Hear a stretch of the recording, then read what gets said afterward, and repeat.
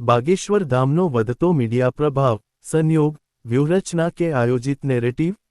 છેલ્લા કેટલાક અઠવાડિયામાં ધીરેન્દ્ર કૃષ્ણ શાસ્ત્રી જે રીતે દેશના લગભગ દરેક મોટા ન્યૂઝ પ્લેટફોર્મ પર જોવા મળી રહ્યા છે, તે સામાન્ય મીડિયા કવરેજ કરતાં ઘણો મોટો પ્રશ્ન બની ગયો છે. એનડીટીવીએ 19 ઓગસ્ટે તેમનો લગભગ 38 મિનિટ 42 સેકન્ડનો એક્સક્લુસિવ ઇન્ટરવ્યૂ લીધો હતો, જેમાં જેન ઝેડ, રાષ્ટ્રવાદ, વંદે માતરમ, રામ મંદિર ચઢાવો અને દેશભક્તિ જેવા મુદ્દાઓ સામેલ હતા.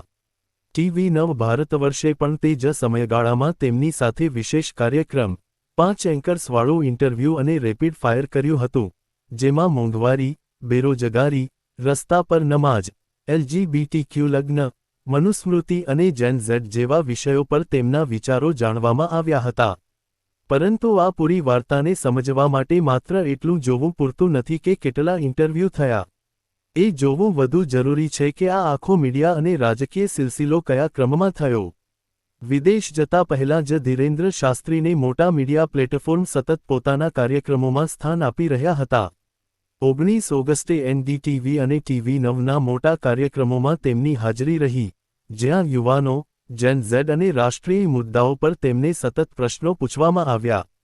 એનડીટીવીએ તે જ વાતચીતમાંથી દેશભક્તિ, વંદે માતરમ, રામ મંદિર ચઢાવો અને જેન ઝેડ જેવા વિષયો પર અલગ અલગ વિડિયો પણ પ્રકાશિત કર્યા. ત્યારબાદ વિદેશ પ્રવાસ દરમિયાન પણ તેમનું કમ્યુનિકેશન બંધ ન થયું. જાપાનથી તેમણે મીડિયા સાથે વાતચીત કરી, જેમાં હિન્દુ રાષ્ટ્ર, સનાતન સંસ્કૃતિ, જેન ઝેડ, ઇન્સ્ટાગ્રામ, ભારતની વ્યવસ્થા અને યુવા પેઢી જેવા વિષયો પર વાત કરી. એટલે કે વિદેશમાં હોવા છતાં તેમનો પબ્લિક મેસેજિંગ સતત ભારતના ઓડિયન્સ સુધી પહોંચતો રહ્યો. અને આ માત્ર મીડિયા સુધી સીમિત નહોતું. તેમના સોશિયલ મીડિયા ચેનલો પર પણ વિદેશ પ્રવાસની પ્રવૃત્તિઓ સતત કમ્યુનિકેટ થતી રહી. એટલે કે વિદેશ યાત્રા પણ પૂરી રીતે એક કન્ટિન્યુઅસ પબ્લિક કમ્યુનિકેશન એક્સરસાઇઝ જેવી દેખાય છે. હવે ધ્યાન આપો કે આના પછી શું થયું. 19 ઓગસ્ટના મોટા મીડિયા ઇન્ટરવ્યૂના બીજા જ દિવસે, 20 ઓગસ્ટ 2026ના રોજ ધીરેન્દ્ર શાસ્ત્રીએ દિલ્હીમાં રાષ્ટ્રપતિ દ્રૌપદી મુર્મુ સાથે મુલાકાત કરી. રાષ્ટ્રપતિ ભવનની આ મુલાકાતમાં તેમણે આગામી કન્યા વિવાહ મહોત્સવનું નિમંત્રણ આપ્યું. અહેવાલો મુજબ દેશ, સમાજ, સંસ્કૃતિ અને યુવા શક્તિ સાથે જોડાયેલા વિષયો પર પણ વાતચીત થઈ.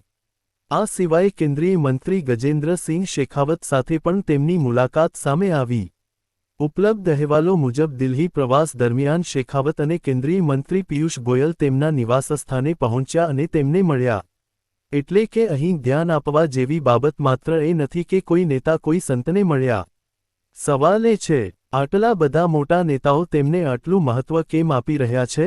એક ધાર્મિક કથાવાચક તરીકે લોકપ્રિય હોવું પોતાની જગ્યાએ છે, પરંતુ જ્યારે એક જ સમયે મીડિયા, રાષ્ટ્રીય રાજકારણ, બંધારણીય હોદ્દાઓ અને મોટા રાજકીય ચહેરાઓ વચ્ચે કોઈ એક ધાર્મિક વ્યક્તિત્વની વિઝિબિલિટી સતત વધતી જાય, તો તેની પાછળની પેટર્નને જોવી જરૂરી બની જાય છે.